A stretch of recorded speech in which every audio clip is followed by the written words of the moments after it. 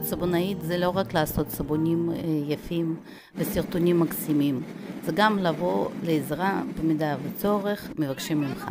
קיבלתי טלפון ותמונות מחרידות, ערב אחד ובבוקר כבר הייתי ברכב לכיוון הדרום, אז זה הסיפור.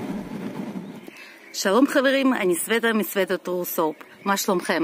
אני הגעתי למושב עין בשור, שזה עוטף עזה, 7 קילומטר מעזה עצמה, בשביל להציל 8 קילו של סבון. אז בואו נעשה את זה.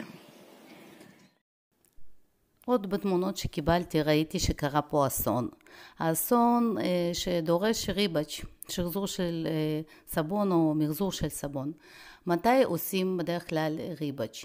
כשהמתכון הרגיל שלכם מתנהג מוזר, כששכחתם לשים שמן או חמה והסבון נהיה light heavy עם עודף סודה קאוסטית, שאי אפשר לחלוט סבון, סודה מופיעה באזורים מוזרים של הסבון, כלומר לא רק על החלק העליון של סבון, גם על הצדדים. כשקשה להוציא סבון מהתבנית וממש חלק אחד התחתון הוא רך וחלק העליון הוא קשה או להפך, ומרקם לא אחיד של סבון. הוא לא מרגיש טוב. לא נורא. במקרה המדובר, מה שקרה, הסבון נמזג בתריס חלקי, תריס שקרי, כשהאמולסיה הייתה עוד לא יציבה. וזה גרם לכך שבחלק התחתון של הסבון שמתפורר, יש עודף של סודה, ובחלק העליון יש חוסר של סודה.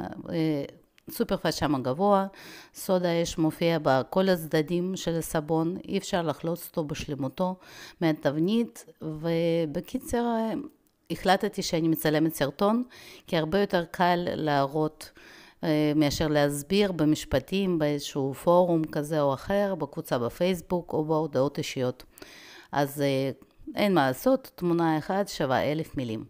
אז דבר ראשון שעושים, מגרדים את הסבון לחלקים כמה שיותר קטנים.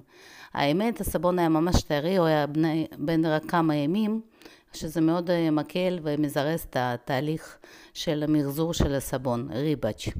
אני עושה את הריבאץ' בשיטה חמה. מפעילה אותו על עוצמה של חימום גבוהה, ואפילו את הסבון שאני מוסיפה עכשיו, אתם רואים בקערה הוורודה, אני נותנת לו כמה חימום כזה קצר של כמה שניות במיקרוגל, כי מה שצריך לעשות זה לחמם את הסבון. ברגע שהוא יתחמם, כל החלקים יתחברו בדרך הנכונה, וכבר לא יהיה חלקים שיש בהם עודף שמן או חוסר של סודה או להפך. אז כל רבע שעה בערך אני פותחת את המכסה. למעשה יש עוד סיר אחד, כי זה 8 קילו של סבון, שבו מתרחש אותו תהליך בדיוק. הנה פה אני מדגימה שבחלק שכבר התחמם, התחיל שלב הג'ל, וסבון נהיה אחיד יותר. כבר אין בו את החלקים הלבנים היבשים, והוא נהיה פשוט יותר הומוגני. אתם רואים איך שהוא מתחמם, הוא מתחיל להיות דומה לפלסטלינה. אנחנו מחזירים אותו לשלב הג'ל בכוח בעזרת חימום חיצוני.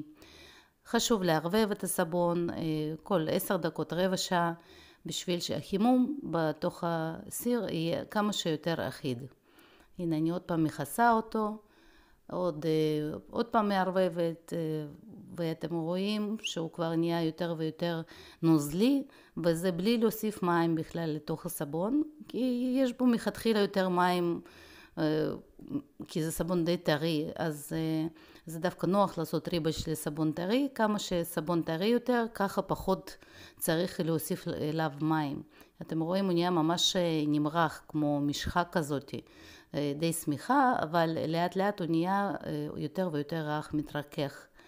סך הכל בערך שעה וחצי מתחילת החימום, הסבון כבר ממש אחיד, ואני רואה שאין בו חלקים גדולים או איזשהם גושים שלא יתערבבו, וזהו, עכשיו אפשר כבר לראות שהוא לגמרי אחיד ויפה. אני בעזרת שיבולת שועל, זו הדרך להוסיף דרך אגב דברים שלא היו בסבון.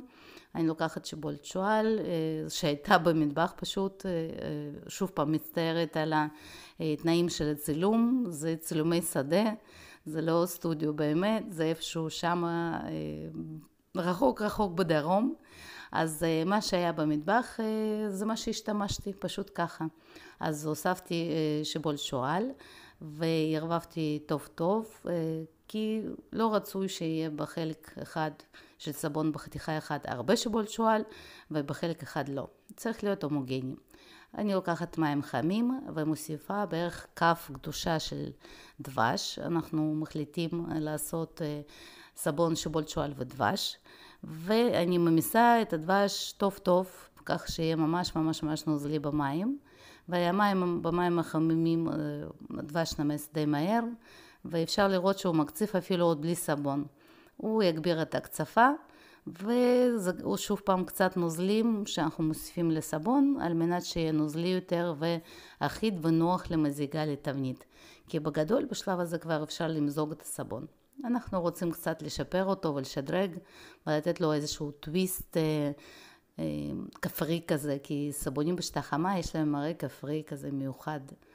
אז אחרי שאני מוסיפה דבש עם קצת מים חמים, אני שוב פעם מערבבת. בין לבין תוספות אני מכסה את הסיר. מוסיפה עוד טיפה של מים חמים וטיפה של שמנים אתריים. האמת זה סבון טרי, והוא היה עם שמן אתרי למון גראס, והריח פשוט היה משגע שם במטבח מכל החימום. אבל הוספנו עוד קצת ליתר ביטחון, ועוד טיפה של שיבולת שועל, כי פתאום נראה לי ששמתי מעט מדי, אז החלטתי שאני מוסיפה עוד. ברגע שהכל אחיד ונראה טוב ונוח, מוזגים את הסבון פשוט לתבנית. אם בסבון המקורי היו שכבות וצבעים, נגיד היה לבן וחום וכחול וורוד, אז סבון בסופו של דבר יהיה תערובת של כל הצבעים, איזשהו חום אפור כזה. כאן היה לנו חלק עם חימר ירוק, וכשהכל תערבב הסבון נשאר להיות די בהיר, אז לא היה צריך לתקן את הצבע, רק את המרקם שהיה לא נכון. אז הנה עיצוב של החלק העליון של סבון בשיטה חמה. אין פה יותר מדי גלים או צ'ופצ'יקים או whatever, להרים דברים פה אי אפשר. היופי של סבון בשיטה חמה הוא בתוך הסבון, הוא לא מבחוץ. כן, זה סבונים שהם נראים יותר wild, מאשר כאלה מצוחצחים וכאלה מתוקתקים, אבל הם מאוד מאוד מאוד נעימים ומאוד מיוחדים בשימוש. אם אתם שכחתם למשל להוסיף אחד השמנים, והוספתם תוך כדי מחזור הסבון, תוך כדי ריבאץ', אז השמן הזה הוא יהיה הסופר פאט האמיתי של הסבון. הוא גם יתערבב עם הסבון, וגם יהיה חלק מסופר פאט האמיתי. וזה נפלא, זו דרך להציל כמויות לא מבוטלות של סבון. אני מבחינתי עשיתי את שלי, למרות שנסעתי יותר משעה וחצי לכל כיוון. להציל סבון מבחינתי זה חובה. לא זורקים סבון, תעשו לא ריבאץ'. אוקיי, אלו התמונות כבר שנשלחו לי על ידי בעלים של סבונים, כי אני כבר עזבתי באותו יום. הם חתכו את הסבון עוד מאוחר יותר בערב, כי סבונים בשיטה חמה אפשר לחתוך אותם ברגע שהם מתקררים.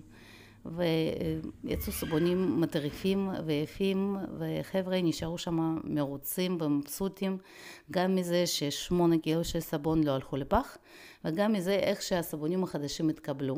אחד אנחנו עשינו עם שיבולת שועל, ובסיר השני עשינו עם קלנדולה בדבש גם כן.